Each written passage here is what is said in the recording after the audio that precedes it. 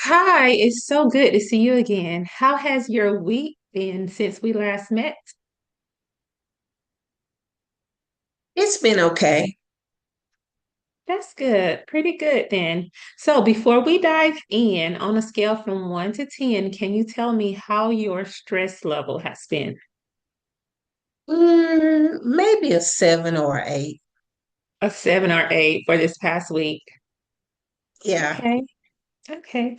So, well, thank you for sharing that. As we continue working on reducing the stress and emotional depletion, we identified earlier under the adjustment disorder diagnosis. And so, we'll like to focus today on how boundary setting fits into that goal. Since much of your anxiety seems connected to role overload, strengthening boundaries may directly help reduce those symptoms. Do you feel like that's a helpful direction for you today? Yes. Okay, great. So, the last session we discussed practicing saying no at church. Can you walk me through what happened? Yes. I kind of felt selfish. You kind of felt selfish.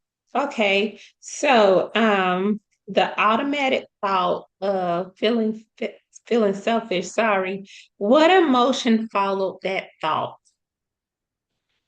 Well, let me kind of just tell you what happened. Okay. So,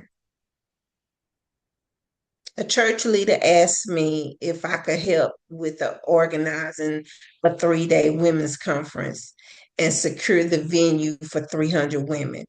I told her I was super busy that week at work with managing a project and I had family visiting the same week.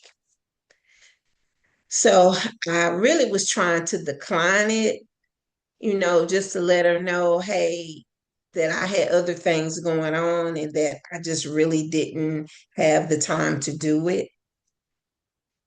But that kind of didn't go over. Okay, great. So when you declined, after that, the emotion was you felt selfish, and then so you over explain, and then you apologize. I did. And then I felt guilty because I wasn't able to give the answer that they wanted. Right. Okay. I perfectly understand that. So let's slow down for a moment. What evidence supports the thought that you are being selfish? So why did you feel like you were being selfish?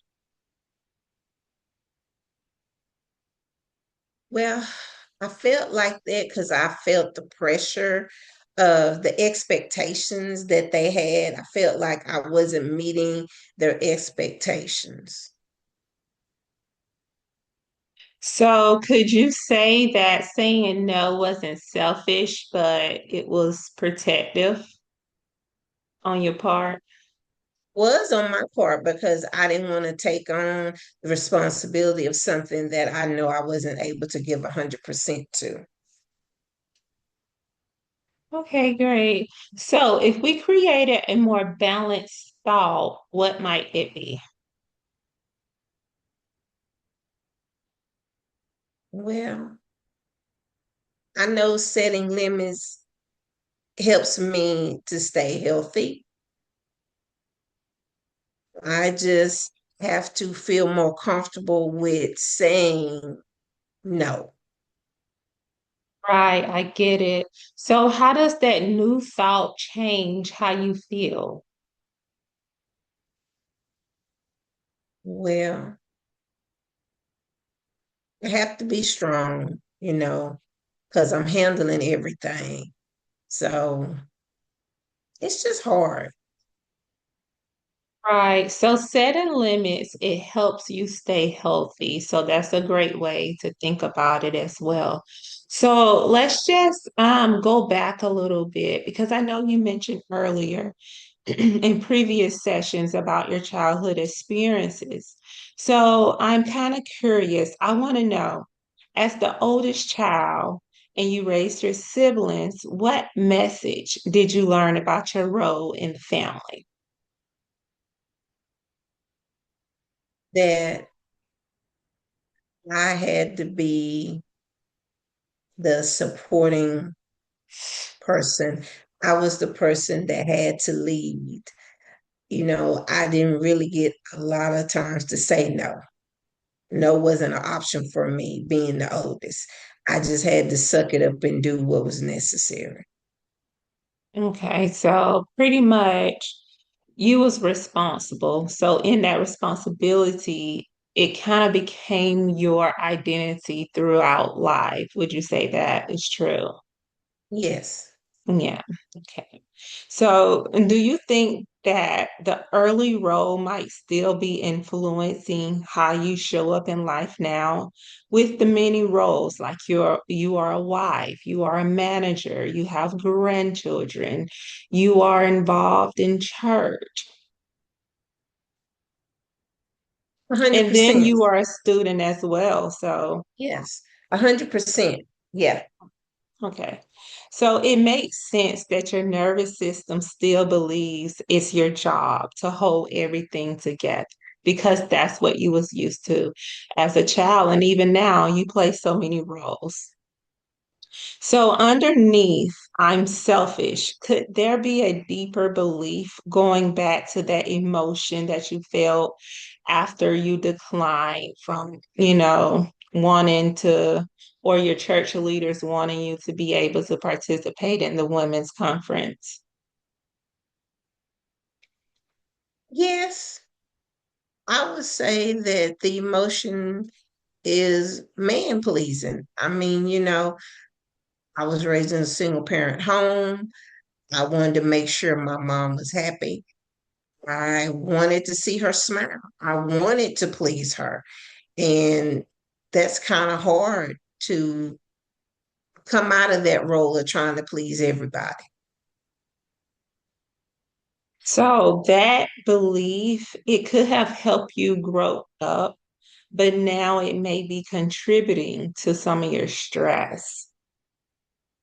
Yes, I agree. Of course, it feels uncomfortable to set limits. It goes against a lifelong pattern, but it's possible. It's possible to get to a place where when you feel like saying no, you say no. There's no additional responses. You don't have to over explain or feel guilty or feel selfish. So now, let's shift it a little bit. Let's do something practical. When you look at your weekly schedule, where is time set, like exclusively just for you during the week? Normally, when I get off from work, I normally take at least an hour to 2 hours. When I take my shower, that's kind of down and unwinding time for me, as well as a lot of times I'll take a nap. That helps me to reset and to refocus for whatever else I need to do the rest of the afternoon. Okay. Well, that tells me something important. So, pretty much you wind down. And so, where I'm getting at is what are some things that you think that you could do to set time for yourself, maybe even outside of the home, just to relax, just to say, I'm making time for Rhonda. Now, I know when I go get a pedicure or a manicure, I call that me time. But I don't do that every week. I do that maybe like once a month. I'll go get a manicure and a pedicure. But I do massages, and they're more for therapeutic because for my shoulder to make sure everything stays flexible from the breast cancer. But I also use that as me time because when I'm on the massage table, I'm able to unwind and relax. And I Okay, do sounds that like great. every other week. Yeah. Twice a month, I go and get massages. Okay, sounds great. So now for homework, what I would like for you to do is think of some more things. Like you said, manicures, pedicures, like monthly, but you may do massages more often. So think of something, maybe 2 to 3 things that you can do weekly, maybe on the weekend or like every other day, and begin to introduce yourself to that. And then also write down what days you're going to do it as well. And then you can begin to implement it. And I'm going to write down that as well. So also, Um, we've been talking about role delegating, like you play many roles. And so, what's one role that you think you can delegate, or like a chore, something that you can like tell someone else, this is your responsibility. This is what I need help with, or even partially, like maybe not the whole thing, but some type of help during the week.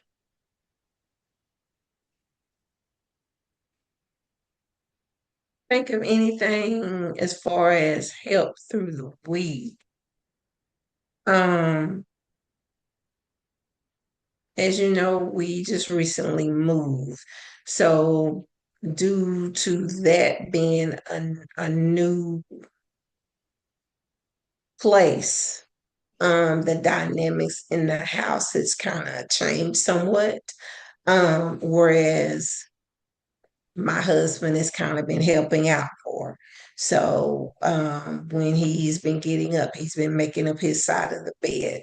So when I get up, I only have to make up my side. He's been helping more with um, doing the dishes and stuff. So not so much as me being able to delegate it because it's only two of us in the home, but I am seeing more help. I'm seeing Okay. that. Wow, that's really good. And so maybe you could just do that then, like delegate help with chores, you know. Okay. Can you help me with this? You know, and maybe you can pre-plan it so along the week you're not constantly like asking. And so that will help as well with your stress levels. Okay, so now I want us to rehearse a boundary statement. And so I would like for you to repeat after me.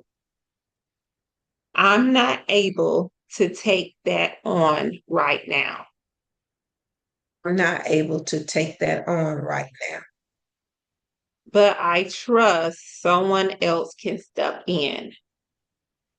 but I trust someone else can step in. And great. So how does that make you feel? Well, that's kind of giving me a tool. So when someone comes toward me, that I'm prepared. I won't have any anxiety or feel any stress about what to say. So that feels great. In this moment, that feels great. Okay, great. So we're progressing. You know, that's the emotion you want to have. Right. And so, although like sometimes things may happen and you may need to ask, can you help me, please? You know, you may experience a negative emotion where it just feels so uncomfortable. Like, that's just not me. I have to do it. So, feeling like with you repeating that and feeling like it's okay for me to say that, that shows progress. So, I'm very happy for you about that. So I want to pause and say something very important. You've carried responsibility since you were a child. It makes sense that rest feels foreign for you right now, but your value is not dependent on productivity. You deserve space too, just like everyone else.